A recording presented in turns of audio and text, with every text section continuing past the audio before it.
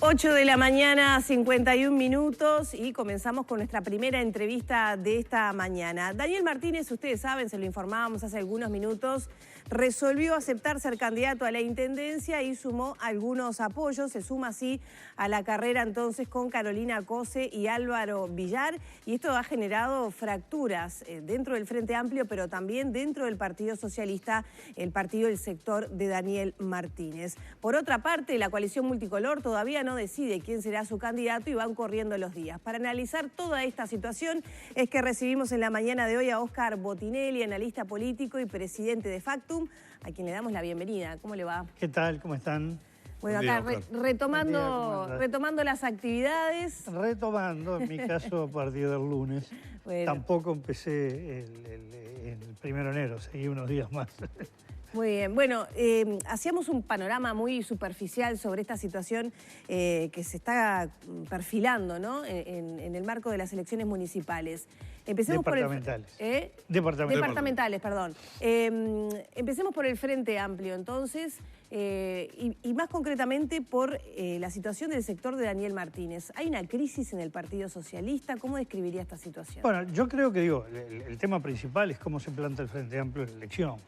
Después sí ha habido, sobre todo el reposicionamiento como candidato de Daniel Martínez ha generado distintos tipos de rispidez. No nos olvidemos que el primero importante, el Sublema Progresistas, que obtuvo 4 senadores, 2 de la lista encabezada por Vergara, 2 de la lista encabezada por Enrique Rubio, básicamente la vertiente, se dividió ese Sublema. Vergara apoya e impulsa la candidatura de Álvaro Villar, y del otro lado la lista que encabezó Enrique Rubio, más la de Fernando Amado, más la de Álvaro García, impulsan o apoyan la candidatura de Daniel Martínez. Es decir, lo que pasa dentro de los socialistas puede decirse que es un segundo paso. Todavía no se sabe en qué termina. Lo que sabemos es que por ahora el Partido Socialista decidió ratificó el apoyo a la candidatura de Carolina Cose, y sin abrir listas, lo que se pretendía que pudiera presentar listas a la Junta Departamental en distintos candidatos, lo cual en general es bastante insólito en el Uruguay en general. Eso se ha dado en algún que otro departamento al interior y más en los partidos tradicionales. Ahora, si se habla de la situación del Partido Socialista, primero es muy larga, un partido que ha tenido muchas historias de rupturas, de giros. Pero este proceso uno diría que tiene un componente importante hace un año y poco, cuando hay una decisión que termina con una lista propia de la Cámara de Senadores, encabezada por Álvaro García, que hace un acuerdo con el grupo de Cristina Lustenberg, que venía del grupo Sendic. Y bueno, cuando uno suma los votos que obtuvo la 90 y que obtuvo los disidentes, sumados hubiera dado para que saliera Mónica Xavier, senadora, y Fernando Isabella, que también hay un grupo que se llama a sí mismo Renovador, como tercer diputado por Montevideo. Bueno, no se dio. Sí, los votos se daban, no se daban, sí votaban juntos, bueno, siempre. Claro. Cada vez que uno dice, la duda si esa lógica se aplica. Y si no hubiera nacido, ¿qué? Claro, ¿no? Pero resulta que nació, bueno. Pero lo que quiero decir es que esto se puede decir casi que es un segundo capítulo. Recordemos además que arranca con la elección, Óscar, ¿no? En la interna del Partido Socialista, donde los ortodoxos se imponen, ¿no? Si vamos a decir cuando arranca, toda esta etapa la ubicaría por 1992 o 94, ¿no? Porque es una misma continuidad de este proceso. Lo otro es Tabaré Vázquez, cuando surge candidato a intendente y luego a presidente, su candidatura es impulsada desde el Partido Socialista, más allá que el nombre era mencionado por mucha gente. En cambio, Daniel Martínez se lanza como candidato presidencial y después busca o obtiene el apoyo del Partido Socialista, que es un procedimiento extraño a la conducta del Partido Socialista, que si bien técnicamente no es un partido, sino una fracción del Frente Amplio, asimismo se considera, actúa con unas reglas como si fuera un partido político en el sentido que le damos los uruguayos a la palabra. Y ahora para la intendencia tampoco Daniel Martínez presenta en el Partido Socialista su candidatura por una decisión, sino que le decide él por su lado, obtiene incluso... Más bien primero dice que no. Bueno, no, pero independientemente de las idas y vueltas, lo final es que, e incluso el principio, es una candidatura que se impulsa como decisión propia, personal, con apoyos, por supuesto una decisión que tiene impulsos. Yo mencionaba la vertiente, mencionaba el grupo Propuesta de Álvaro García y de Propuesta y Par de Álvaro García y Cristina Lustenberg, pero luego, bueno, el que se apoyó ese impulso tiene nada menos que el apoyo de un sector de la importancia de Asamblea Uruguay, ¿no? Sí, sector Asamblea Uruguay, el sector del Nuevo Espacio y la figura de Danilo Astori. Yo diría que es todo un complemento. Y el Partido Socialista queda, bueno, tomando una decisión a posteriori. Eso es un paso un poco inverso. Es decir, lo que se observa es un dato. El Frente Amplio tuvo un golpe muy grande, más que nada el 27 de octubre. El del 24 de noviembre era consecuencia del anterior. Este es un golpe que no fue un día para otro, no fue producto de una campaña electoral, lo analizamos en algún momento por acá. Hay 5 años de gobierno, hay 15 años en que el Frente Amplio, después de alcanzar su techo en 2004, va cayendo gradualmente y tiene una caída fuerte. Y el Frente Amplio, bueno, dejó para después de mayo el hacer un autoanálisis. La historia revela que nadie hace los autoanálisis a la libre. El Partido Colorado pierde después de casi un siglo el gobierno, en el año 58 no hubo autoanálisis. El Partido Nacional va al gobierno y lo pierde en 8 años, en los 60, tampoco hace autoanálisis. Los partidos tradicionales como conjunto, el Partido Colorado en particular, los partidos tradicionales pierden un siglo y 3/4 de gobierno y el Partido Colorado tiene una debacle en el 2004 y no se produjo un autoanálisis. Más bien, generalmente los partidos lo que se vio son renovaciones que le permiten revivir la aparición de Gestillo en el Partido Colorado en los 60, de Wilson Ferreira Aldunate a fines de 60, principios de los 70, en el Partido Nacional, la aparición de Bordaberry en el Partido Colorado, que bueno, algo lo levantó, pero no demasiado. Es decir, hay que ver qué pasa con el Frente Amplio. Y de alguna manera la forma en que se procesan las candidaturas tiene un algo de, primero, un cambio en el Frente que de las candidaturas surgieron con la búsqueda del consenso o a partir de los grupos políticos, tiene una fuerte impronta personal. Esto se vio ya en la construcción de las candidaturas presidenciales hacia mayo del año pasado, hacia las elecciones nacionales internas. Y también, bueno, un Frente Amplio que tiene, entre los tantos procesos que realizar, fuertes reagrupamientos internos. Y con este panorama, Oscar, con estos 3 nombres y suponiendo que el plenario y que la convención posteriormente les dé luz verde a los 3 candidatos y a los 3 nombres que hay arriba de la mesa, ¿cómo la ves? Bueno, yo veo que independientemente de todos estos cortocircuitos, el Frente Amplio sale bien y sale fuerte para disputar la elección de Montevideo, que es muy importante por 2 razones. Primero es obtener una victoria en la capital después de un soberano coscorrón. Segundo, por la importancia que va a tener la Intendencia, que no tuvo en los últimos 15 años. ¿Por qué? Porque el Frente Amplio tenía como la principal lugar de poder político la Intendencia de Montevideo entre 1989 y 2004, o entre el 90 y 2005 más bien, ¿no? Es decir, con Tabaré Vázquez y las 2 de Arana. Pero después ya la Intendencia era un cargo importante, pero más, de un partido que tenía todo el gobierno, el presidente de la República, los ministros, y ahora vuelve al origen, que vuelve después de haber perdido el gobierno, es un cambio cualitativo. Pero la Intendencia pasa a ser el faro más importante del Frente, y ahora sí, a diferencia de la primera etapa que mencioné, complementado con la Intendencia Canelones, es decir, ya es un dominio del país metropolitano donde vive casi 6 de cada 10 uruguayos. Oscar, entonces, el Frente Amplio acá se propone también recuperar un terreno perdido en las elecciones nacionales, ¿verdad?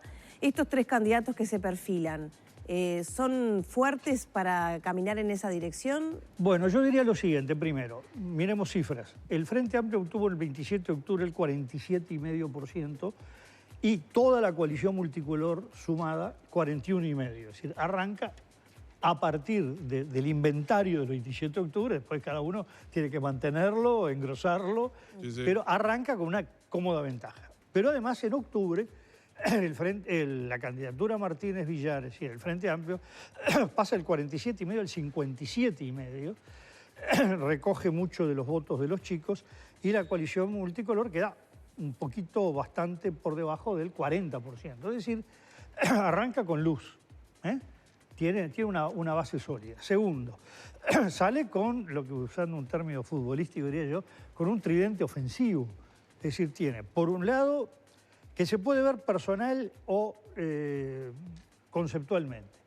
Tiene un grupo, lo que le gusta llamar a nivel del periodismo el moderado, uno diría lo que va más hacia el centro, hacia una socialdemocracia, un grupo intermedio, de impronta que se busca más hacia lo popular, que en general se identifica con el mujiquismo, al cual se asocia, se alía en esta ocasión Vergara, y un grupo más, un ala, más ligado a lo que tiene una impronta más obrera, de cierto tinte marxista, bueno, y quedan representados, lo uno por marxista con los nuevos aportes de la nueva agenda de derecho, ¿no? El feminismo, aborto, todo eso.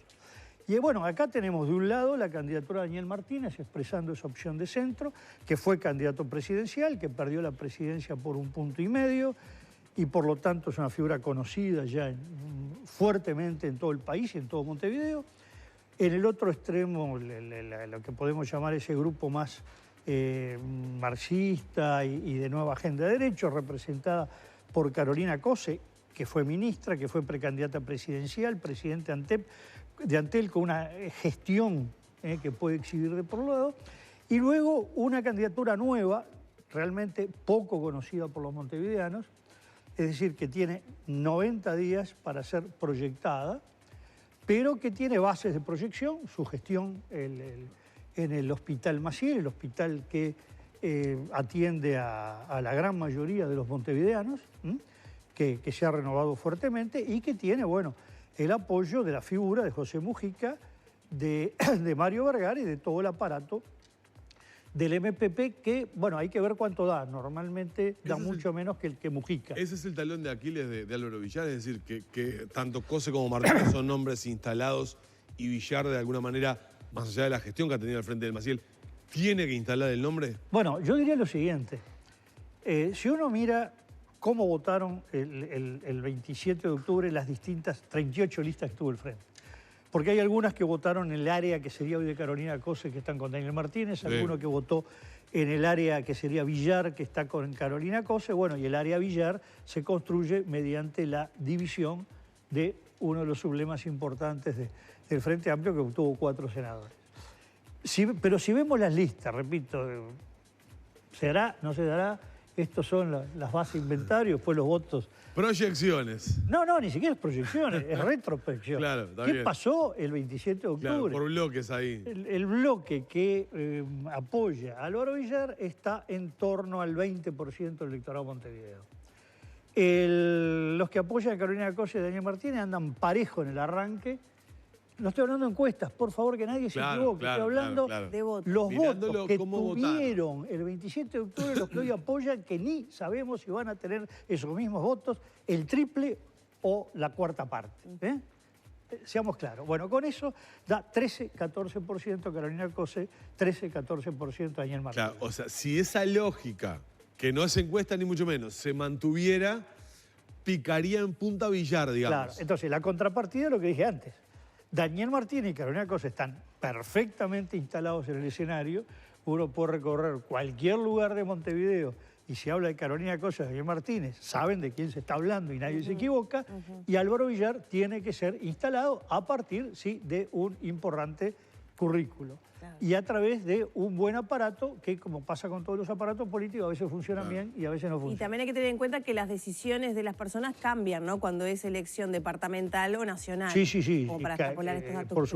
Por supuesto que cambian, que no son las mismas adhesiones. Oscar, pero lo importante es que uno diría, son 3 que arrancan con posibilidad, después se verá cuando empiece a correr la pelota en la cancha, qué es lo que da cada uno. Y lo conversaba el viernes pasado con un importante dirigente del Partido Nacional sobre el tema elecciones departamentales. Y me decía, más allá de estas choques, cruces, roces que hay en el Frente Amplio, me decía, el Frente instaló el tema candidatura para la Intendencia de Montevideo y sin embargo nosotros seguimos discutiendo forma, nombres, contenido. Sí, yo creo lo siguiente. Primero hay una duda que nadie la sabe resolver.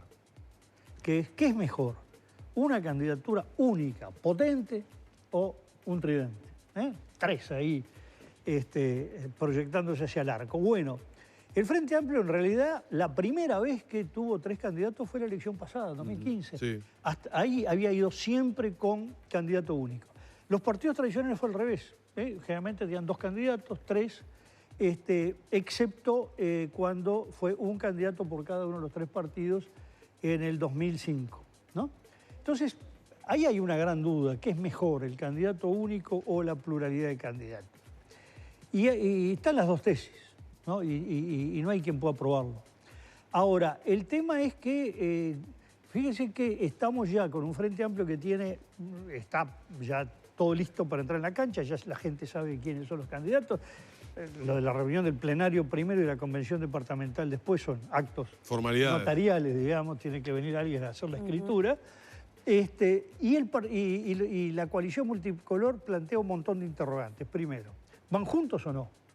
Por lo pronto parece que hay una voluntad del Partido Nacional, Partido Colorado, Partido Independiente y Partido de la Gente, pero no se sabe cuál es la voluntad de Cabildo Abierto con declaraciones de una figura tan importante como la futura ministra de Vivienda, Irene Moreira, que deja dudas de la voluntad de ir juntos. Exacto. No digo que no van a ir juntos, deja dudas. Dijo que todavía había asperezas que no habían sido limadas. Por lo menos hay dudas que tiene que resolver. Segundo, ¿van a ir con el lema Partido Independiente o no? Si van con el lema Partido Independiente, que no es lo mismo que el Partido de la Concertación. El Partido de la Concertación, con su nombre, daba la idea de una cosa distinta. Es decir, no, esto es el partido de la sumatoria, si se quiere decir. Entonces la gente decía, están todos ahí. Acá decir, no, mire, este Partido Independiente no es el que votó el 27 de octubre, sino que acá adentro está, además de ese, el Partido Nacional, el Partido Colorado, el Partido de la Gente, eventualmente Cabildo Abierto. Es decir, requiere toda una explicación y un posicionamiento, que nos resulta obvio a los que estamos todo el tiempo en esto. Claro, pero no a la gente. Pero no es obvio a la gente común. Lo que representa para los intereses de los coaligados un error no haber plasmado esos 500 votos del Partido de la Concertación en la instancia. Bueno, probablemente sí, yo creo que sí. Y lo tercero, bueno, ¿va a haber candidato único o multiplicidad? ¿Y cuál va a ser la candidatura única? La candidatura única, en la medida que no sea una figura obvia, cuando digo obvia no estoy diciendo que lo que elijan no termine siendo potente, pero sea conocido o menos conocido, tiene que como candidato a intendente. Daniel Martínez ya fue intendente, ¿no? Es decir, Carolina Cosa fue precandidata presidencial. Es decir, justamente hablamos de Villar tiene que ser instalado, pero del otro lado todo indica que tiene que ser instalado como candidato porque no tiene antecedentes como tal. No es menor el desafío. Y por otro lado, entonces acá existe el riesgo de que si uno es uno y del otro lado tres, que además arranca con ventaja, porque aclaremos, bueno, después digo por qué, arranca con ventaja por lo de los votos y por una imagen que voy a decir después, puede darse que decir, pero al diablo, si no me gusta tanto este candidato, no importa el nombre.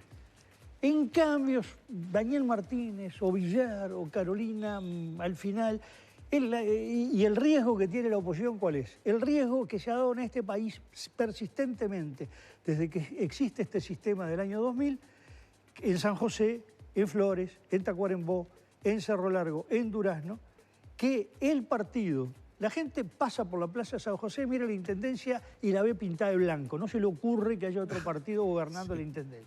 Lo mismo en la Plaza de Tacuarembó. Bueno, ¿qué pasó? Fue increíble el año 2000. En el 99 los tres partidos, Partido Nacional, Partido Colorado y Frente Amplio, prácticamente empatan en votos. Cuando llega el momento de la elección departamental, el Partido Nacional saca el 70%. Se transformó en una elección interna entre dos candidatos blancos. Lo mismo pasó en Tacuarembó. Entonces, ¿cuál es el riesgo que tiene la oposición? Que se vea aquí como el intendente va a ser del Frente Amplio y el tema es si me gusta más Daniel Martínez, claro, Carolina Cosa y Álvaro Villar, o el que me gusta menos es y voy a votar para que ese no. ¿Qué tendrían que hacer, además de poner candidatos potentes, uno o múltiples candidaturas? Bueno, ahí yo creo que en la medida que el candidato no es obvio, no es una cosa que hace un año se sepa, sí, claro, es obvio que este va a ser el candidato a intendente, una doble o triple candidatura presentaría un abanico, porque hay que juntar gente de los niveles muy bajos de los niveles más populares, sobre los cuales tiene mucha influencia Manini y sobre el cual tiene mucha influencia Mujica, y que pueden desplazarse con mucha comodidad desde la oposición al Frente Amplio. Tiene que llegar a las capas medias, la costa Montevideo, donde el Frente Amplio está débil, pero tiene algunas candidaturas que pueden atraer a uno u otro segmento de ese nivel medio. Tiene gente más de derecha, pura, clara, tiene gente más izquierdosa. No nos olvidemos... O sea, candidato único de la coalición sería un error.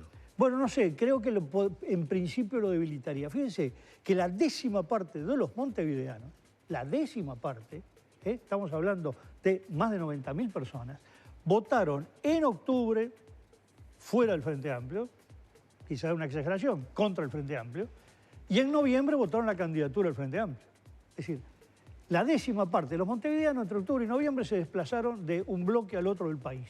Entonces, ese es un riesgo para la elección departamental de esta coalición multicolor, que si no tiene una presentación potente, presentación es mucho más que la candidatura, puede tener el riesgo de que es más fácil la fuga hacia el Frente Amplio que a la inversa. Además, lo que se detecta cuando se analiza la evaluación de gestión de la Intendencia de Montevideo, no nos olvidemos que el Frente Amplio está desde el 15 de febrero de 1990 gobernando o administrando el departamento de Montevideo, ¿no? Es hegemónico en términos... Y 30 años. En términos de... Estamos hablando de 30 años, ¿no? Acá hay gente de 48 años de edad que cuando votó por primera vez ya estaba el Frente Amplio porque no tenía 18 la primera vez que el Frente Amplio gana Montevideo. Eso da una ventaja. Ahora con esto, Oscar, ¿tiene chance la coalición de poder disputar efectivamente?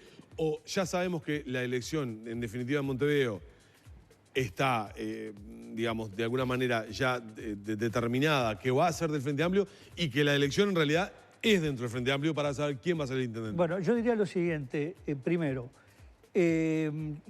terminaba la frase anterior, que cuando me cortaste. No, que 30 años no revela una disconformidad con la gestión departamental, como sí se reveló en segmento electorado el año pasado en la gestión nacional. Claro. No hay enojados, no hay desilusionados con la gestión departamental. Eso es un activo. En general diría lo siguiente, en Uruguay es raro que haya gran desilusión con las gestiones departamentales. Ha habido casos años atrás, en Rocha, en Rivera, en Salto, pero en general hay una alta conformidad. Normalmente las elecciones departamentales parte de la base con las intendencias en buen vista, y por lo tanto acá el Frente Amplio no tiene el riesgo de los enojos. Los enojados ya los tuvo en octubre y en noviembre. Entonces, yo diría, todo indica que tiene las mayores chances. Después, bueno, la cancha puede embarrarse, pero arranca con cifras positivas. La mitad de los montevideanos ya votaron el Frente Amplio en un momento, el peor momento de las últimas etapas, como fue octubre del año pasado. Casi el 6 de cada 10 montevideanos lo votaron en noviembre y presenta un gran tridente ofensivo frente a una oposición que viene un poco aletargada. Es verdad que mientras para el Frente Amplio la elección de Montevideo y Canelones es lo más importante que tiene en este momento, para la oposición lo más importante es que dentro de un mes deja de ser oposición y pasa a ser gobierno. Y por lo tanto, lo más importante, por ejemplo, lo que tenemos ahora, el presidente electo presentando la ley de urgencia a los socios, hay que discutir cómo se termina de armar el gobierno, dirección del ministerio, entes autónomos, empresas del Estado, etc. Es decir, hay todo un plan de gobierno donde la Intendencia de Montevideo no es la prioridad de la coalición. Eso también es un factor fortalecedor electoralmente para el Frente Amplio y debilitante para el gobierno, porque no se juega demasiado con ganar o perder una intendencia que hace 30 años que no tiene. ¿No? Eso también es un elemento. Para el gobierno es mucho más importante. Marzo, abril, cómo arranca el gobierno, cómo lo ve la gente, estos 60 días, cómo repercute en la gente, que en sí mismo la elección de Montevideo, y yo diría incluso de Canelones. Distintos son las otras 17 elecciones, que ahí, bueno, se juegan muchas cosas, entre otras un Frente Amplio que tiene 4 intendencias en el interior, todas en riesgo, Salto, Paysandú, Río Negro, Rocha. Bueno, me salto ahí que estaba con muchísimas chances para el Partido Colorado y los juegos internos que se han dado en la coalición le revive las posibilidades del Frente Amplio. Y el Partido Nacional, que tiene que revalidar el mantener 12 intendencias, el Partido Colorado probablemente con muy poco riesgo revalidar Rivera. Es decir, el interior es distinto, pero son 17 realidades de un segundo plano. El plano principal de la coalición multicolor es la instalación del gobierno y a empezar a hacer funcionar el gobierno, porque bueno, es un desafío muy grande, ¿no? Hay sin duda una parte del país, medio país, casi medio país, que apostó por esta presidencia de la República, bastante más de medio país que apostó por este conjunto de 5 partidos, una expectativa de continuidad y de cambio a la vez, porque se dan las dos expectativas. Yo quiero que cambie, pero cuidado que no se mueva demasiado el barco y no hagan olas. Y bueno, ¿cómo administra todo esto? Ya se vio toda una transición, estoy hablando no de un lado al otro, sino dentro de la coalición, bastante bien llevada, pero que hubo algunos pequeñísimos chisporroteos. Y bueno, para mí, yo lo que veo como analista, que el desafío mayor de la coalición multicolor no es las elecciones departamentales del área metropolitana, sino la puesta en marcha del gobierno en una situación que tiene obviamente un montón de complejidades materiales y objetivas que tiene que afrontar, ¿no? Muy bien, Oscar. La verdad, tengo una cantidad de cosas para conversar y preguntarte. ¿Te tomaste vacaciones ya? Me tomé unos días, sí, no demasiados, pero sí. No, digo, porque te vamos a volver a convocar, entonces, si ya, ya descansaste. Hay muchos temas, sobre todo cuando surjan con más fuerza nombres en lo que hoy es la oposición, por ejemplo, y bueno, y ni que hablar a nivel nacional. Siempre, entre que hay una elección y hay un cambio de gobierno, no hay una interrupción total. Entonces, de que a alguien se le ocurrió inventar que en noviembre terminan las elecciones y en mayo hay otra, y además en el medio de una transición de gobierno, las vacaciones son una utopía. No, sí, para todos. Una utopía total. enero ha sido totalmente distinto a otros, ¿no? Sí, por supuesto. Oscar, gracias. Igualmente, gracias. Un gusto como siempre. Cerramos con Oscar Botinelli.